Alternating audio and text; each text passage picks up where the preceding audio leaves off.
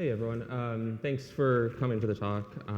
Today we'll be going through tips and tricks for intentional image generation, or sort of paraphrased, how to get what you want out of generative AI images. Thank you for doing the nice info, so we'll just sort of skip through this. How this all started was in 2015, I created my first machine learning AI generated image. Things have come very far from here. I ran it locally on my computer. It took like 3 to 6 hours of training, and all I got was like a barely crisp enough image that was like 6 by 6 inches when printed. But it did get me hooked on machine learning and generative images and seeing where I can go from there. That brings us to today, especially now with DALL-E 2 and Midjourney and Stable Diffusion. The text-to-image software has seen like a radical decrease in time required to generate very high quality and high fidelity images. This allows for much quicker visual studies to be done, experimentation, faster iterations, and validation through like creative projects. Recently, my work has been, I've been focusing on exploring areas of like text, typography, emojis, natural materials, and close-ups. The reason why I find these areas or these subjects so fascinating is when I first started to experiment with DALL-E 2 and Midjourney, I found that these areas were the most difficult to get the expected outputs from the prompts that I typed in. So because of that, I wanted to push the boundaries and explore sort of like the fringe of how far I can go. So during this talk, what we're going to look at is how to get what you want out of text prompting, but we'll sort of ground it in cultural context. We'll look at setting your intentions for writing prompts, figuring out which platform is best for the project that you're working on, and then the tips and recommendations and learnings from writing prompts, wordsmithing.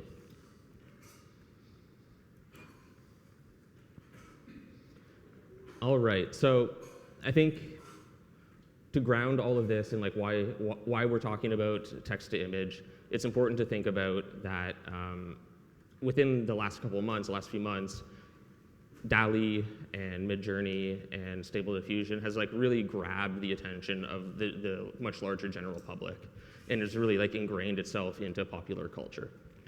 And that's really like amazing to think about that it had such a big impact in like such a short amount of time. Thinking about it in a cultural sense, it's really interesting when you start to think about how it also like impacts people and how it has introduced machine learning and AI to a much larger audience. So for instance, it has given the ability for the public to have agency and direct interaction and the ability to explore and get their hands dirty with machine learning and AI. It's also provided the public with the capabilities to concretize and see like their own ideas come out in a creative sense. And I think that like giving that agency and that sort of power to the larger non-machine learning and AI and data science community is like a really empowering and beautiful thing overall.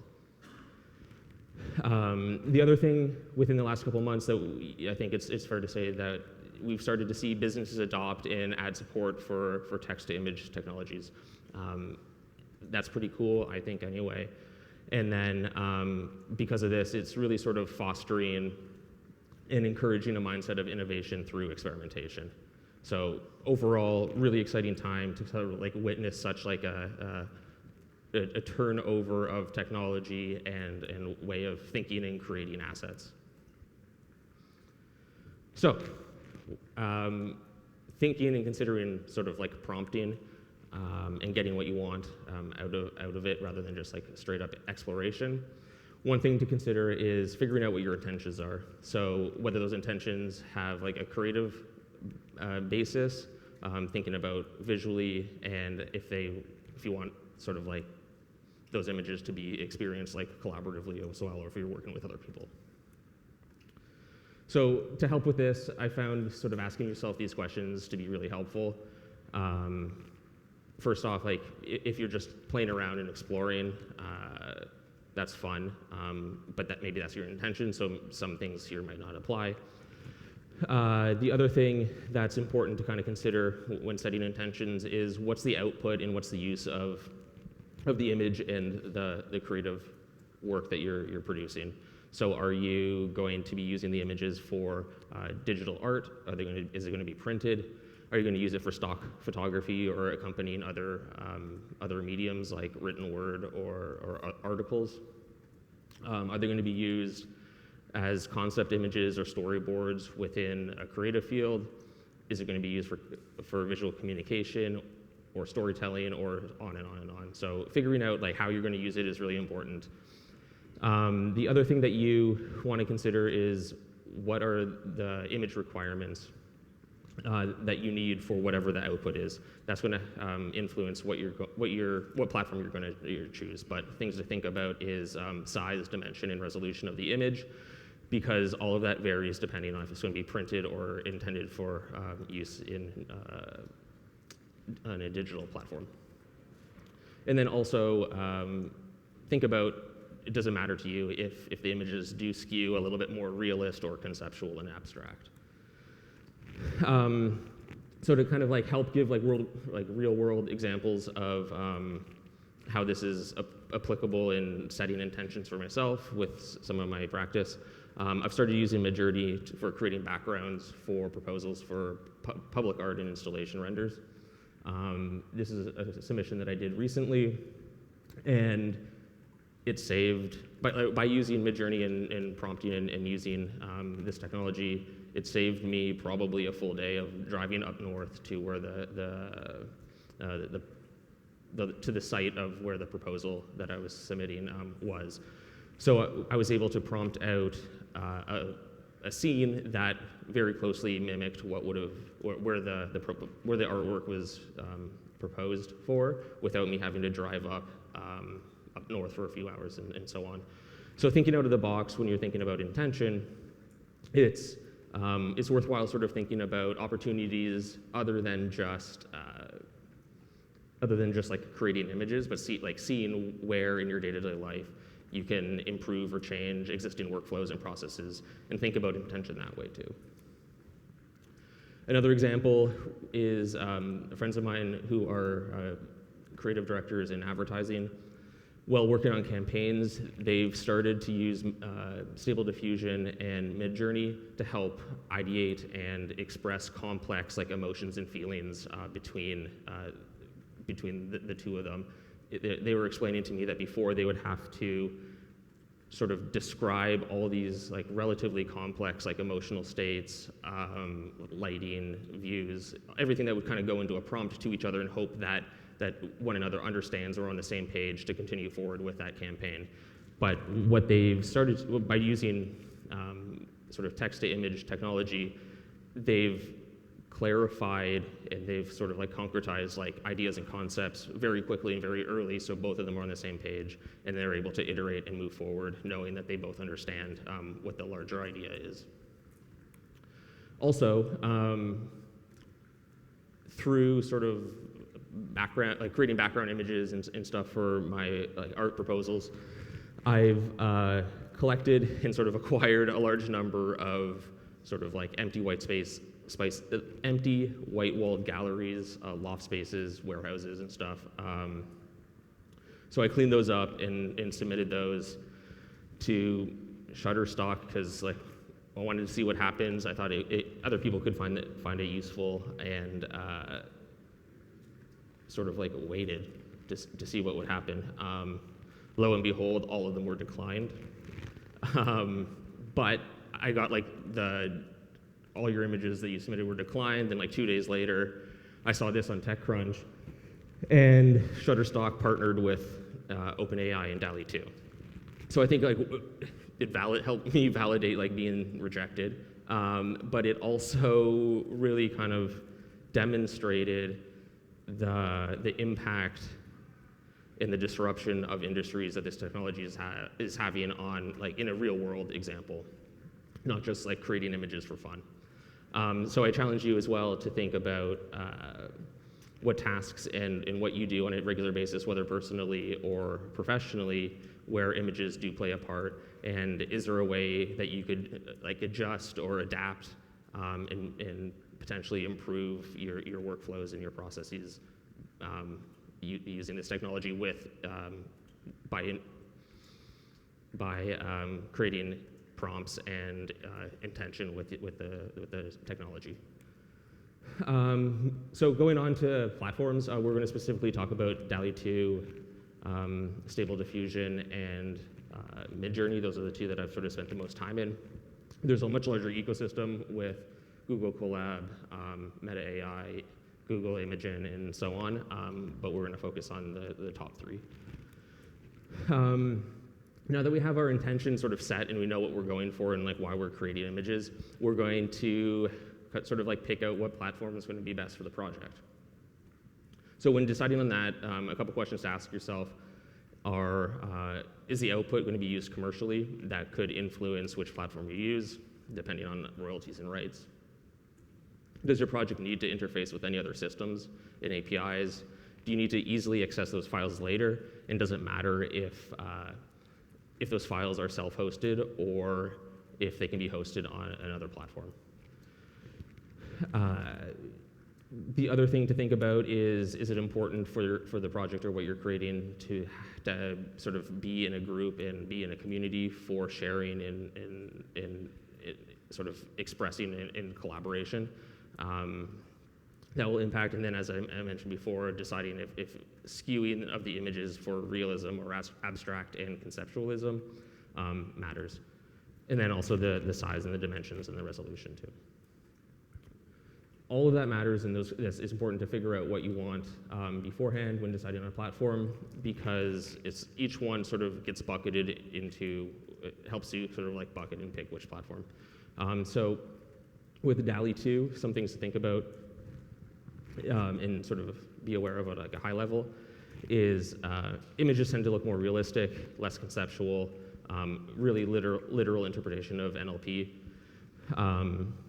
Less influenced by punctuation and syntax. It's a token-based payment system as well, and there's some but very little social community involved in the platform. The image outputs are 1024 by 1024. They support variations. There's image in painting and out painting, which is great, and it has an API, which is awesome too. Stable Diffusion, it's open source, which is great. There's very little restrictions for where it can be implemented. It does tend to be a little bit more realist, I've found. It does have some contextual or conceptual stylization, but more real. It has a good community around sort of Discord, GitHub, Colab, and Hugging Face, and there's a number of platform options as well, so you don't have to host it yourself if you don't want. There's a 512 by 512 image resolution with upscaling in some implementations too. It has clip guidance. It does support in painting. And there are experimentations with the video implementations as well. The Midjourney bot, this is the platform that I've spent the most time in. There's 4 different versions of the algorithm, so I recommend exploring that too. It does lean more conceptual, which is pretty fun, I feel. And then it also becomes, because of that, it's largely more influenced by different syntax that we'll get into later. The output, from a technical point of view, it goes plus or minus like above 2000 by 2000 pixels, so high resolution without external up-resing.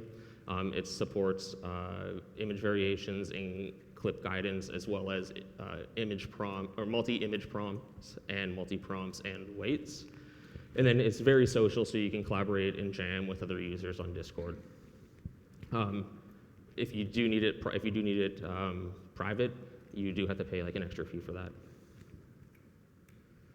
So going on to wordsmithing and sort of getting what you want out of that. Some examples and some tips that I have is be very explicit with what you're trying to describe. I find it, or coming from a software background, I find it really helpful to almost think about what you're trying to describe in like an OOP sort of process, or like a class space, like almost as if I was going to like program out like functionality, but like think of that as the image or what you have viewed in your mind that you want to create. So break down what the intention is, what the vision that you have, and sort of prompt and describe out each aspect. Rewording and rephrasing is really helpful and great. It can make all of the difference. Even though they do support some negative prompting, so like know what subject, I found positive phrases versus redacted phrases to work better. So as an example, like saying the empty room will work better than a room with no people. And then also consider things to consider when prompting with being like very descriptive. So think about and really break down what your vision is. So thinking about creative styles, what aesthetic effects you're looking for. Is there an artist or an artist style that you want it to mimic? What is the medium? If it is sort of a photo or film aesthetic, think about like what device, what lens, what film perhaps, or lighting that you want the output to be. And then as well, think of things like on an external sense, like time of day, what's the weather like, what viewing angle do you want the prompt to be, and then what's the overall like emotion and affect of that image, like what's that sort of feeling that you want to convey.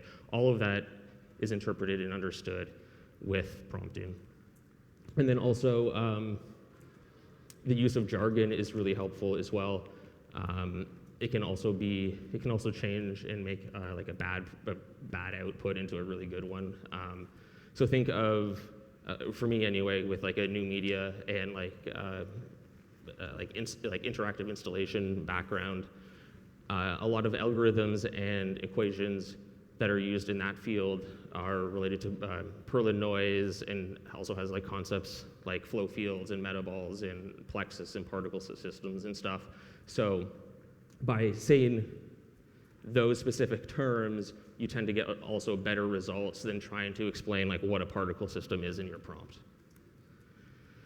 Moving on to syntax, that's really helpful and can influence how the prompt sort of gets interpreted and output to you as the image.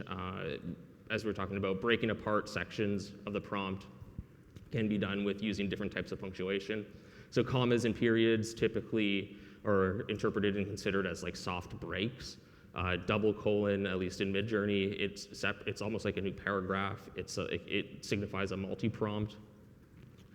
Really cool thing with multi-prompts is that you can add weights to those, so you can set priorities and how important each one of those like contained prompts are. And then, well not documented, I've messed around with a few other different sort of punctuation types, and like double pipes also can signify like a pseudo multi-prompt or hard break. Looking specifically at Midjourney, some things to consider too, and can really make a big difference in what is returned to you, is Midjourney has 4 different algorithms. You can specify those with your prompt.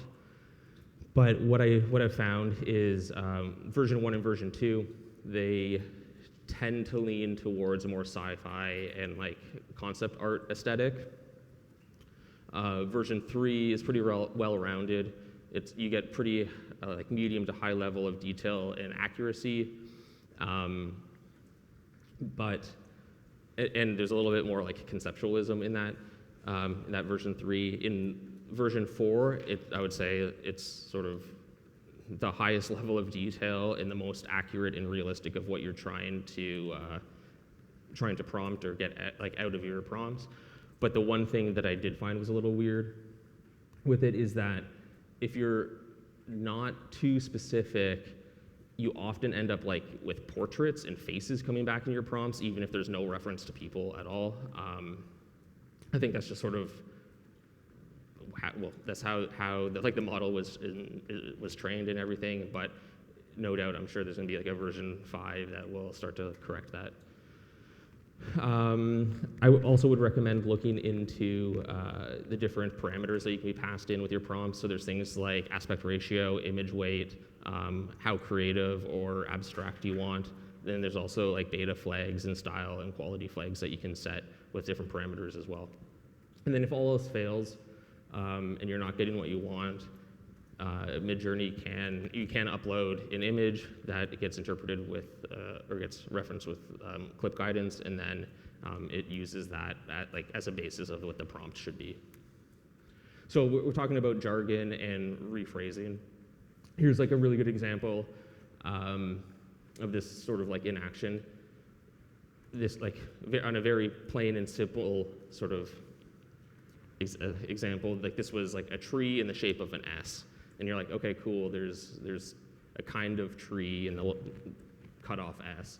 And sort of like experimenting with that, I remember that there's a technique that's used called like arbor sculpture, where people grow trees, or as trees are growing, they shape them and like conform them into furniture like tables and chairs.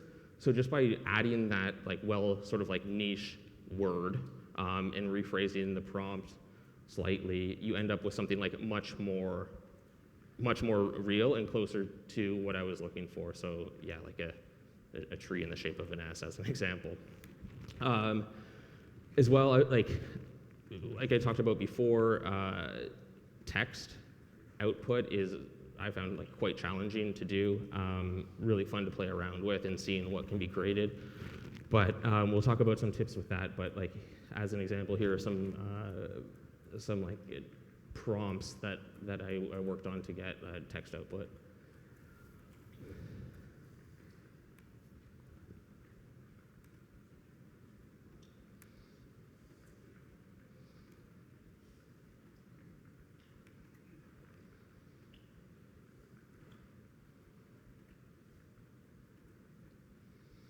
So for text generation, a tip and sort of what I found to work the best was start with whatever word you want to be included in your output.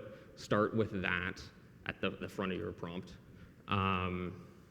So with that, also putting in brackets around that word, written word or written letter or whatnot, it tends to help set the priority of what should be outputted. Another really important thing is to think about the aspect ratio and the length of the word, or the aspect ratio of the image and the length of the word. So as an example, like skateboarding would not fit well, or skateboarding as a word would not fit well within a 1:1 image aspect ratio.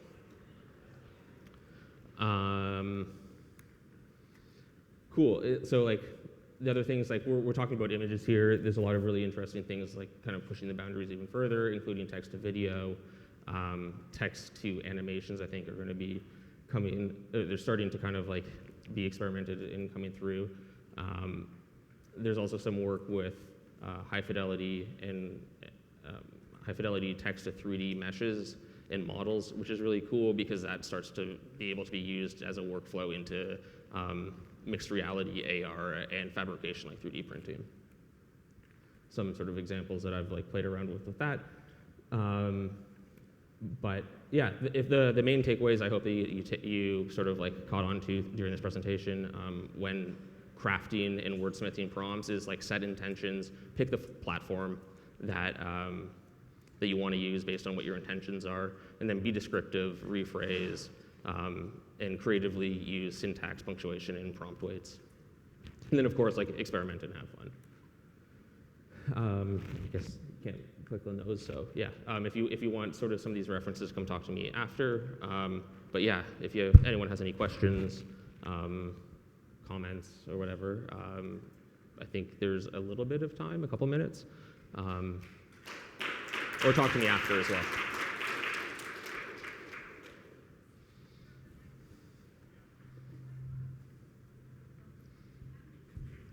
Hi, thanks for the great talk.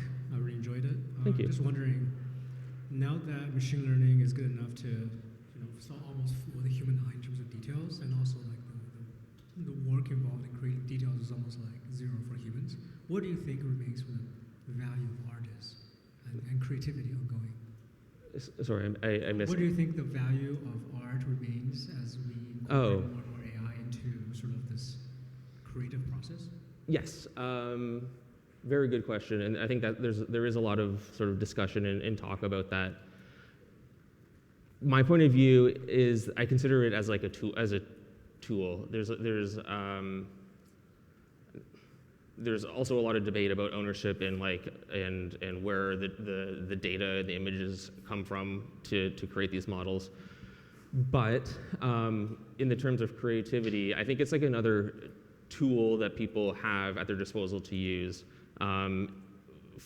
For instance, like at this point still, like humans typically are the ones writing the prompts. It'd be interesting to see what happens to get another application to write prompts and sort of have this like cyclical like machine learning circle of like image generation. But right now, I think it's still very up to like a human and a human's creativity and a human's like thought process to write the prompts and see what comes out. And it's still really up to the human to decide like what that sort of like vision is and what images that are returned to them sort of meet that goal or that visual like project, I guess. Yeah, I think it's certainly like definitely like a topic that there's lots of discussion about, but I think it's still, yeah, a tool rather than complete autonomy.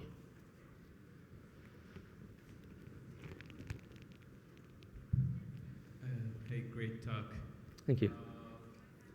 You know, about all those tips and tricks, like I've tried, some of these platforms before.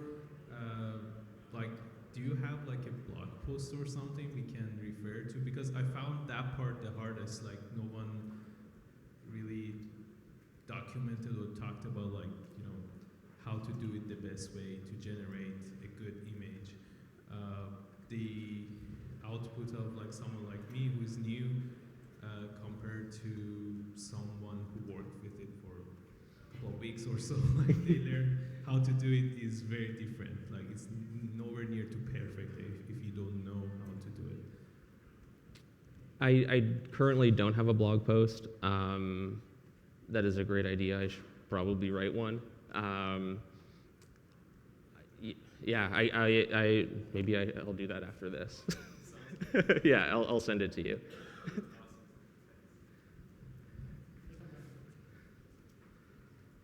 Hey Jordan, thanks for the talk. Interesting seeing somebody with your background at this summit especially. I started experimenting with Midjourney back in July. I'm currently using it to generate, frame after frame to do an animated music video. And I'm stuck at like the 80% mark because of the prompts. What do you do when you encounter a situation where the objects you're trying to generate, or let's say a person sitting on a chair on a throne, they keep molding into one? Because that happens a lot with some of these AI platforms. So how do you restructure? I know you gave some tips, but how do you restructure your prompts to get unique objects and not things kind of like morphed into each other? And then when you personally as an artist are challenged with sitting there for hours on end to generate prompts and you're not quite getting the result that you want, what do you do to keep yourself motivated? Cool. Okay, so with like content morphing together, one thing would be like potentially experimenting and seeing if there's a way that you can use like an image reference that like actually and have a high image weight to separate them out. I don't know if that would work, but that would be something to experiment with. And then the other thing that is crossing my mind, and I don't know how this will work exactly, how well it would work, but that outpainting in DALL-E, so it might like shifting platforms. If you have sort of what you want with that frame and say the two people, if you crop out, say like the silhouettes of the two people, put that into DALL-E as two separate images and like mask out the backgrounds around them, and then outpaint them back together might help or might get you where you want or something close to it. And then also, I guess you could go back to Midjourney with that image and see where that goes. And then also, unfortunately, I've spent like a lot of times just like going through or down the rabbit holes of like image variations and being like, this is not what I want. Like regenerate another 4, regenerate another 4. Yeah, it's painstaking sometimes. And then for motivation, I've definitely sort of like hit that sort of like creative block, and I find getting up and like going outside and like interacting with the real world to be helpful, especially because the focus of my interest with these tools are largely sort of like how it interprets like close-ups or material objects or like textures and stuff in the physical world. Sometimes I'm like, I don't know where to go right now with like this creative process, and then I walk around and I'm like, oh, actually like tree bark is really interesting. If you look close up, I wonder how Midjourney would do trying to get that like tree bark in the shape of something that's not natural, like a letter or whatnot, or tree bark, like kind of a bad example, but like tree bark with like particle systems. So I think, yeah, taking a break from a computer and looking around, I find like pretty inspiring.